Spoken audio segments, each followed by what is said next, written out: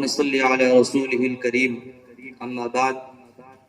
محترم سامعین کرام، آج 15 اگست 2023 کی شکل میں ہمیں اپنے ملک بھارت کا 77واں یوم آزادی نصیب ہوا ہے. آج میں اپنے ملک کی آزادی پر بے حد اطمینان اور خوشی محسوس کر رہا ہوں، اور تمام پریشان کن حالات کے باوجود اپنے پرعزم جذبات اور حوصلوں سے کچھ بات آپ جیسے غیور اور دانشور حضرات کے سامنے رکھنے کی کوشش کر رہا ہوں. بزرگان محترم، کسے خبر نہیں کہ 1947 میں ہمارا پیارا ملک ہندوستان انگریزوں کے ناپاک چنگل سے آزاد ہوا، اور یہاں کے بسنے والے سبھی رنگ و نسل کے لوگوں کو آزادی کی زندگی میسر آئی. آزادی انسان کا فطری حق ہے. انسان اپنے بنانے والے خالق حقیقی سوا کسی کی غلامی پسند نہیں کر سکتا. یہ اس کے مزاج کے خلاف ہے. انسان صرف اور صرف اللہ کی بندگی اور غلامی کرنے کا مکلف ہے، بلکہ اس کے لیے اللہ کی غلامی باعث فخر ہے، اس لیے کہ وہ مالک سب سے بڑا ہے، سب سے زیادہ طاقتور ہے، سب سے زیادہ رحم کرنے والا اور سب سے بڑا مہربان ہے. اسی کی منشا کے مطابق آدمی کو روزی ملتی ہے. وہی نوازتا ہے اور وہی کنگال بنا دیتا ہے، وہی عزت بخشتا ہے اور وہی ذلیل کر دیتا ہے، اور وہی بیماری دیتا ہے اور وہی شفا دیتا ہے. غرض یہ کہ وہ ہر چیز پر قادر ہے. لیکن اگر کوئی انسان اپنے جاہ و جلال اور مال و دولت کے باعث چاہے کہ دوسرے لوگ اس کی غلامی کریں، ہر کام میں اس کی اتباع کریں، تو یہ انسانی فطرت کے خلاف ہے. یہی وجہ ہے کہ دنیا میں بڑے بڑے ترم خواہ آئے جنہوں نے چاہا کہ اس دنیا کو اپنا غلام بنا کر رکھا جائے. بڑے بڑے بادشاہ گزرے جنہوں نے یہ چاہا کہ انسانوں سے اپنی پرستش کرائے، لیکن بالآخر وہ ناکام و نامراد ہو کر رہ گئے. ذلت اور رسوائی اور قوموں کی بغاوت نے انہیں کہیں کا نہ چھوڑا. خدا کے عذاب نے انہیں ایسا جھگڑا کہ وہ رہتی دنیا تک کے لیے باعث عبرت بن گئے. آج سے 250 برس قبل ہمارے ملک ہندوستان پر انگریزوں نے اپنا تسلط قائم کر لیا تھا. 1750 تک پورا ملک انگریزی ایسٹ انڈیا کمپنی کا غلام ہو چکا تھا. 1750 میں بنگال کے نواب سراج الدولہ کو اندازہ ہو گیا تھا کہ انگریز اس ملک میں تجارت کرنے نہیں بلکہ اسے اپنا غلام بنانے آئے ہیں، اس دیش کو لوٹنے آئے ہیں. لہذا ملک کے مختلف گوشوں میں جب اہل دانش کی آنکھیں کھلی تو انگریزوں کے خلاف علم و بغاوت بلند ہوا، احتجاج ہوئے، لوگ سڑکوں پر آئے تو انگریزوں نے انہیں مارنا شروع کر دیا اور گرفتار کرنا شروع کر دیا. انگریزوں کے خلاف آواز اٹھانے کا مطلب بڑا خطرناک ثابت ہونے لگا. پھر لوگوں نے خفیہ پلاننگ شروع کی. کچھ جماعتوں نے پرامن احتجاجات کا سلسلہ جاری کیا. جنگ و جدل کا دور چلا. ملک کے طول عرض میں سینکڑوں میدان جنگ خون سے سرخ ہوئے. لاکھوں لوگوں کو تخت دار پہ چڑھا دیا گیا. ہزاروں علماء کرام کو آگ میں ڈال کر سزائے موت دی گئی. اگرچہ ملک کو آزاد کرانے کی لڑائی میں ہندو، مسلم، سکھ، عیسائی سب شریک تھے، لیکن جانتے ہو سب سے پیش کون کون تھے؟ سب سے زیادہ جنگیں کنہوں نے لڑی؟ تمہیں معلوم بھی ہے اس ملک کے لیے سب سے زیادہ گردنیں کن کی کٹی؟ سب سے زیادہ جانیں کنہوں نے گنوائیں؟ سب سے بڑھ کر قربانیاں کنہوں نے دی؟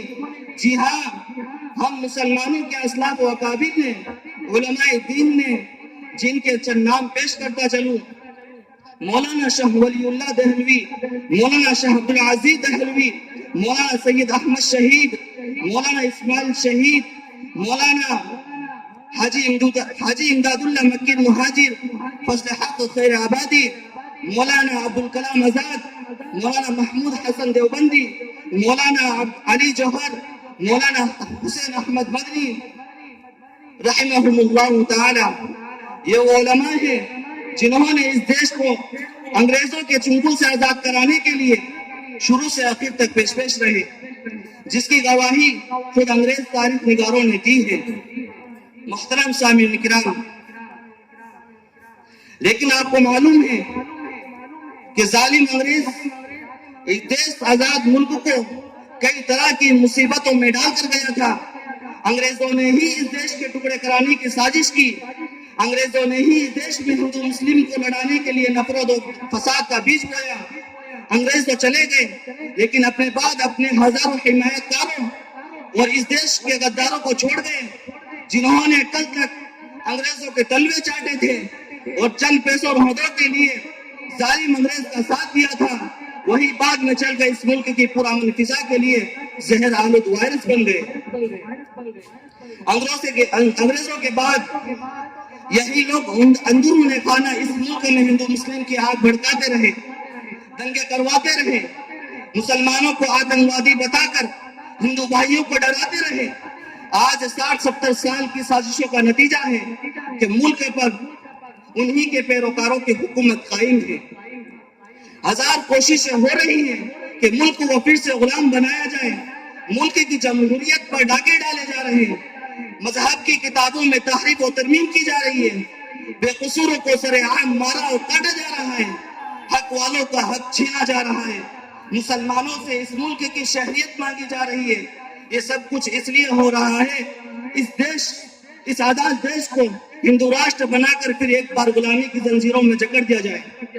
لیکن ان کا یہ ناپاک خیال اور ناپاک ارادہ کبھی پورا نہیں ہو سکتا.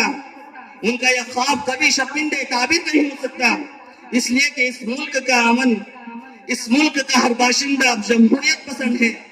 اگر اس ملک کو غلامی کی طرف دھکیلا گیا تو اس دیش کا عقل مند ہندو, اس ملک کا امن پسند مسلمان, اس ملک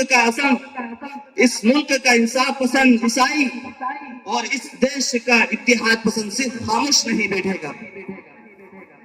اگر حکومت کی کرسیوں پر بیٹھنے والے سٹیزن شپ امینڈمنٹ لا کر, اگر وہ RTIT میں تبدیلی کر کے, اگر وہ ٹرپل طلاق بل پاس کر کے, اگر وہ میڈیا پر قبضہ جما کر, اگر وہ دیش کے مشہور مقامات کو گروی رکھ کر, اگر وہ 2 کوڑی RT سیل بنا کر, اگر وہ RSS کا دلالی کا دم بھر کر, اگر وہ یونیفارم میں سول کوڈ کی بات کر کے, اور اگر وہ بابری مسجد کی جگہ رام مندر بنا کر, اور اگر سیکولر دیش میں ہندو راشٹر کی بات کر کے وہ اس خوش فہمی میں مبتلا ہے کہ اب اس ملک کو غلام بنانا آسان ہے, تو یہ ان کی خام خیالی ہے, یہ ان کی غلط فہمی اور کھوٹی سوچ کا نتیجہ ہے. اس لیے کہ اب اس دیش کا غلام بنانا مشکل ہی نہیں, ناممکن ہے. یہ دیش آزاد تھا, آزاد ہے اور آزاد رہے گا. تم نے اگر اس دیش کی آزادی کے ساتھ کھلواڑ کیا, نہ تم باقی رہو گے, نہ تمہاری کرسیاں باقی رہے گی.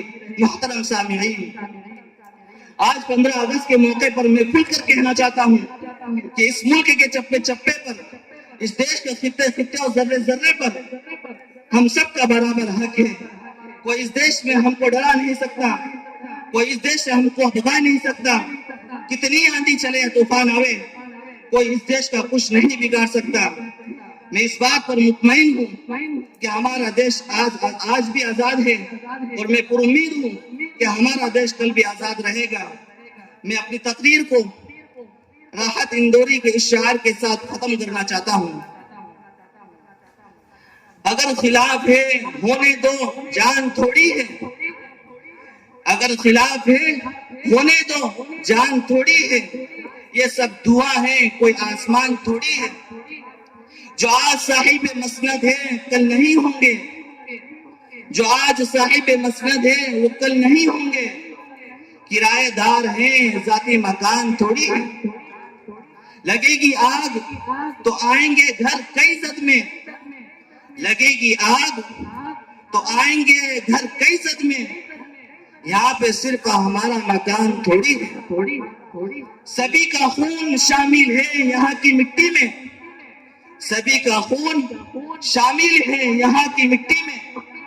کسی کے باپ کا ہندوستان تھوڑی ہے. وآخر دعوانا الحمدللہ رب العالمین.